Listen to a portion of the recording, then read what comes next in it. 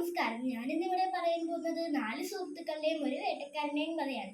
പണ്ട് ഒരു കാട്ടിൽ ഒരു കാക്ക, ഒരു ആമ, ഒരു എലി, ഒരു മീൻ എന്നിവർ വലിയ സുഹൃത്തുക്കളായി താമസിച്ചിരുന്നു. അവർ എപ്പോഴും ഒരുമിച്ചായിരുന്നു ഭക്ഷണം കഴിച്ചിരുന്നത്. ഒരു ദിവസം മാൻ കാട്ടിലേക്ക് ഭക്ഷണം തേടിപ്പോയി. തിരികെ എത്തേണ്ട സമയമായിട്ടും മാനിനെ കാണാത്തത് കൊണ്ട് കാക്കയും എലിയും ആമയും വിഷമിച്ചു. കാക്ക മാനിനെ അന്വേഷിച്ച് ആകാശത്തിലൂടെ പറന്നു. കുറച്ചു ദൂരം ചെന്നപ്പോൾ മാൻ ഒരു വേട്ടക്കാരന്റെ വലയിൽ കിടക്കുന്നത് കണ്ടു. കാക്ക വേഗം തിരികെ ചെന്ന് ആമയോടും എലിയോടും വിവരം പറഞ്ഞു. അവർ മൂവരും മാനിന്റെ അടുത്തെത്തി. മാൻ വിഷമിച്ചിരിക്കുകയായിരുന്നു. മാൻ പറഞ്ഞു, വേട്ടക്കാരൻ വരാൻ ഇനിയും സമയമില്ല. അതിനു മുൻപ് നമുക്ക് ഇവിടുന്ന് രക്ഷപ്പെടാൻ വഴി കണ്ടെത്തണം. കാക്ക പറഞ്ഞു, പേടിക്കേണ്ട കൂട്ടുകാരാ, എലിക്ക് വല മുറിക്കാൻ കഴിയും. എലി മാനിനെ രക്ഷിക്കാൻ തയ്യാറായി. എലി വല മുറിച്ചു കഴിഞ്ഞപ്പോഴത്തേക്കും ഒരുപാട് സമയമെടുത്തു. ആ സമയത്തിനുള്ളിൽ വേട്ടക്കാരൻ അടുത്തെത്തി.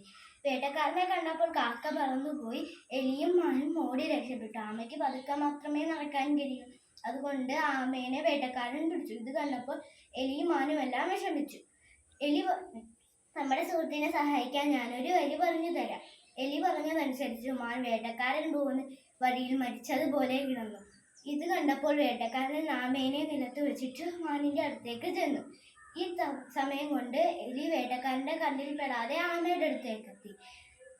വേട്ടക്കാരൻ മാനിന്റെ അടുത്തേക്ക് ചെന്നപ്പോൾ മാൻ എണീറ്റ് ഓടി രക്ഷപ്പെട്ടു.